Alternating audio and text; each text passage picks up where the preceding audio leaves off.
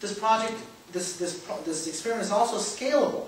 While Muslims pay zakat as a religious obligation, there is nothing to prevent non-Muslim farmers from joining the Farmers Association and agreeing to pay the same tax on their harvest for the benefit of the farmers as a whole.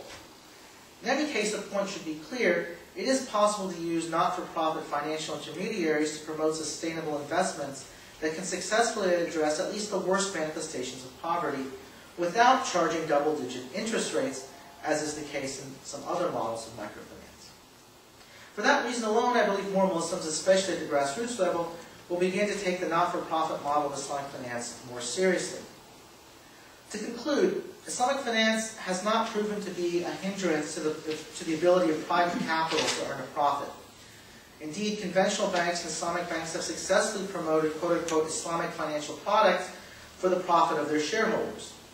Most of this success, however, has come at the level of what one might call investment banking or investment management. To a certain extent, they have been able to earn profit from providing consumer finance to middle-class Muslims, such as they are.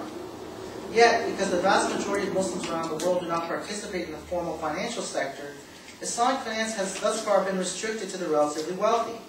It has not lived up to its stated claim to provide a more equitable financial system or help alleviate poverty. In response, there are growing calls for Muslims to adopt mutual models of financial intermediation in lieu of corporate-style banking, whether Islamic or conventional. Mutual models have the potential of providing access to credit for the hundreds of millions of poor people in the Islamic world that currently lack access to credit. Right? Nor can we expect corporate banking to be interested in providing services to them because there's no profit to be made. Microcredit, however, should not be viewed as a panacea. As the example of the Sri Lankan rice farmers indicates, community-based microfinance is really a distributive game, one that benefits poor producers against profit-maximizing financiers. It does not, on its own, create additional economic growth, at least initially.